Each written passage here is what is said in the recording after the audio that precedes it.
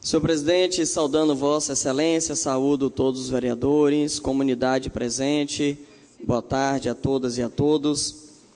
Senhor presidente, eu gostaria de inicialmente fazer um rápido comentário sobre esse cenário nacional, que inevitavelmente todos, ou a maioria de nós, faremos por várias vezes até concluir o processo eleitoral. Alguns aspectos bem objetivamente. Primeiro, a gente precisa entender que neste ano, e motivar a população, vereador Tarcísio, de que eles vão votar em um projeto político. Os candidatos são figuras que representam este processo, que, claro, tem suas lideranças, tem o seu potencial pessoal de fazer um peso do que eu posso ter a mais ou a menos de voto, mas a gente vai votar em projetos políticos. E aí é o momento da gente esclarecer para as pessoas, se elas querem para o Brasil um projeto político de concentração de renda, de Estado mínimo, de aumento de privilégios, de direitos para poucos, de pouco acesso aos financiamentos e aos direitos coletivos, que aí são os candidatos da direita, do centro de direita, como tem vários aí, inclusive o candidato que foi gravemente ferido, representa, até porque ele, assim como ele, Alckmin, o outro do 15, né, falam abertamente de que vão privatizar, que vão tirar as estatais e de que vão rever essa coisa de direito demais que foi dado, acesso demais que foi dado. Só que a gente precisa lembrar que no Brasil, dos 200 milhões de habitantes que existe, a margem dessa população com demanda social é grande demais. E nos 12 anos, 13 anos do governo do PT, esse povo que está na base, no topo da pirâmide, não teve prejuízo não. Não deixou de ganhar dinheiro, não. Inclusive, foi um dos períodos que mais ganharam dinheiro. Mas o que incomoda esse povo, que ganhou tanto dinheiro e que ainda assim prefere um projeto político de concentração de renda tal, por causa da aproximação que o pobre, o menos privilegiado, passou a ter deles. Eu não quero ter as pessoas menos privilegiadas sentadas no mesmo lugar que eu, próximo a mim, seja no lado do banco no avião, seja no restaurante, que o pobre é um bichosado, se ele tem um dinheirinho, ele quer comer bem, ele quer viajar bem, ele quer ir para um lugar bom, seja no banco no lado da faculdade. É a questão do preconceito social, que termina falando forte, porque para a elite se diferenciar, terminou ficando mais caro para ela. Porque não basta ela ter agora um Siena, um Gran Siena, para ela ser diferenciada, ela tem que ter uma BMW, porque o Gran Siena o trabalhador consegue se programar e ter também. Entendeu? Então, a gente precisa entender o que é que está em jogo. E aí, a gente ouvir de que a solução para o Brasil é você começar a armar as pessoas, é você dizer que o trabalhador tem que escolher, ou ele tem trabalho, ou ele tem direitos. Dizer de que a mulher tem que concordar sim, de que ela tem que ganhar um pouco menos, porque ela tem que ficar grávida, e aí ela atrapalha na empresa. Isso é o que o candidato que pontua junto à frente prega. Só que às vezes a gente fica tão ali com o olho vidrado em uma ideia fechada que a gente não consegue enxergar o que está em volta. Mas eu respeito, a democracia é bom por isso. Você tem um direito de escolher. Agora, a gente precisa chamar atenção para que essa escolha não seja cega, limitada. E assim, diferente do Bolsonaro, que quando deram o tiro no ônibus do presidente Lula, que ele ainda comemorou, ele e mais alguns da direita comemoraram quando teve o tiro no ônibus do presidente Lula, todo mundo da esquerda se solidarizou contra o ataque, porque não é na violência que a gente tem que resolver nada. A gente tem que resolver na disputa de ideias, no debate, na construção dos projetos. E a primeira foto oficial que o homem coloca depois do acidente é de novo fazendo sinal de uma arma. É isso que a gente quer para o país? Porque o que o Fernando Haddad propõe é que a gente bote livros na mão dos meninos, das crianças, e não armas. Imagine aqui o vereador que mais cedo falou da senhora que foi assaltada, e que realmente é um problema sério que a gente tem de assaltos, inclusive de jovens.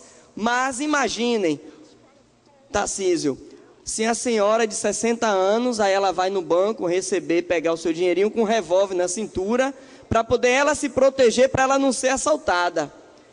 Isso é o que este candidato está querendo que o brasileiro faça. Enquanto a gente tem que discutir por que a gente tem tanto jovem entrando na criminalidade, Zé Vitor. Neste 7 de setembro, a Igreja Católica, mais uma vez, fez o grito dos excluídos. Em todo o Brasil, em muitas cidades, o grito dos excluídos, que este ano o tema era desigualdade social, chega de privilégios. Mostrando que o grande problema está desde quando eu nasço. Por quê? Vamos imaginar aqui, uma criança que nasceu, tem lá 2 anos de idade, e que é filho de alguém que tem poder econômico. O que é que a mãe e o pai podem fazer? Desde 1 ano, de 2 anos de idade, tem uma babá, pode botar já em uma escolinha particular que atenda com 2 anos de idade, vai ter alguém para ir buscar na escola. Quando chega em casa, tem um lanchinho muito gostoso, uma comida de primeira. Tem um dinheiro para ir no parquezinho brincar, para ir no cinema. E a criança, dessa mesma idade, da mulher e do marido que mora no Vilela, Nossa Senhora da Vitória, no Basílio, no Nelson Costa, que tem pouquíssima condição financeira, como é que faz para poder ir para o trabalho se não tem uma creche? Para poder dar uma comida melhor se a criança não tem um dinheiro suficiente. Então, ou a gente entende que a gente tem que deixar de discutir a consequência e tentar combater a causa, ou a gente vai ficar com discurso raso o tempo todo e não resolve nada. A gente tem que diminuir a desigualdade social, fazendo distribuição de renda, fazendo geração de emprego e renda. Ilhéus é o município no estado da Bahia que tem o maior território rural. E qual é o desenvolvimento econômico que a gente tem para a zona rural de Ilhéus? Quais são as condições de escoamento de produção? Qual é a orientação técnica que tem? Não tem. Aí a gente enche a boca de alegria para dizer, não, mas esse ano o PAA foi um sucesso, nós aumentamos o PAA. Beleza, é um instrumento, mas muito pouco diante do potencial e do que tem para se fazer em um município como Ilhéus. Como eu falava há pouco, uma cidadezinha, Currais Novos, lá no Rio Grande do Norte, com uma arrecadação de 50 milhões por ano, 5 vezes menor do que a de Ilhéus. O Fundo da Infância e do Adolescente recebe 400 mil reais. O de Ilhéus, a turma do CMDCA estava doido de alegria, porque foi confirmado de que vai ter 100 mil reais no ano. E aí, como é que a gente combate a diferença social? Como é que a gente vai fazer política pública para quem precisa de política pública, para que essas crianças tenham outra opção a ser escolhida? E outro detalhe, muita gente que fala da questão dos roubos do celular com assassinato. Em Ilhéus dizem, por exemplo, eu não tenho prova, mas muita gente diz em Ilhéus que tem loja que vende produto celular roubado. Se o povo sabe, será que a polícia não sabe? Cadê a polícia investigativa, a polícia inteligente? E quando nós aqui, qualquer um de nós, ou vereador, cidadão comum, aquele celular que custa R$1.000, eu vi ali de R$200, eu vou e compro porque é só R$200, e foi fruto de um roubo, você ajudou a puxar o gatilho. Tem tanto jovem roubando e cometendo crime, de celular principalmente, porque tem muita gente honesta que está comprando o fruto deste roubo. Está ajudando a puxar o gatilho. Ou a gente compreende essas coisas para combater onde deve ser combatido, ou a gente vai ficar com discursos rasos. É isso aí. Não é sorteio. Comprou, ganhou. Coleção inverno com desconto. 5 minutos. E aí, senhores, outro detalhe que a gente precisa compreender com muita precisão é que, no caso do sistema brasileiro nosso, o poder está muito concentrado no Congresso Nacional. 513 deputados federais e 81 senadores. Aquela casa é onde concentra o principal poder. E este poder dos 513 deputados federais está dividido assim. A maior bancada hoje da Câmara dos Deputados Federais é a bancada dos parentes. O que é isso?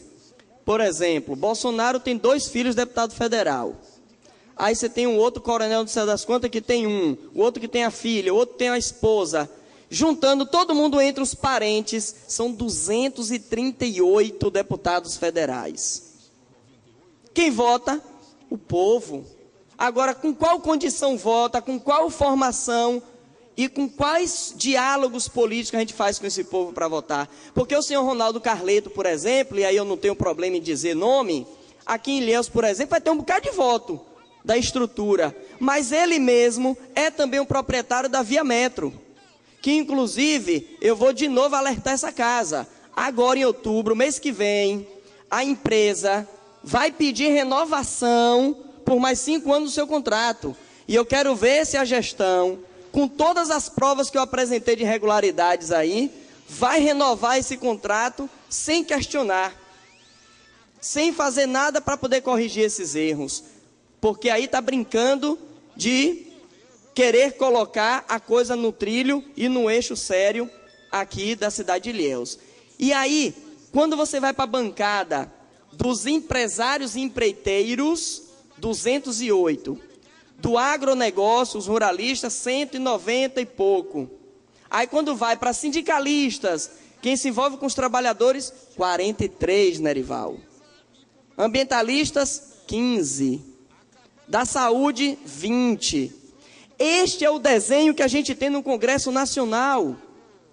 Então a gente tem um Congresso onde 80% é vinculado ao grande capital. É por isso que quando eu digo, eu rebato aqui, que não dá para a gente deixar a comunidade cair facilmente na discussão do deputado que diz, olha, me vota em mim porque eu sou bonzinho, porque, por exemplo, eu botei aqui 5 ambulâncias para Ilhéus. Mas se esse mesmo deputado votou num projeto que congela o investimento da saúde por 20 anos, aí fica difícil. Então, o voto para deputado federal, principalmente a você da população que está nos ouvindo, é o voto mais importante que a gente dá este ano.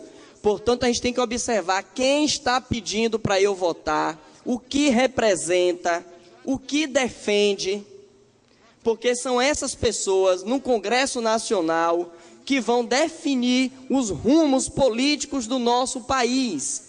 E se a gente está aí, uma presidenta legitimamente eleita cassada, com um crime que não foi achado, tanto é que vai ser a mais votada para senadora em Minas Gerais.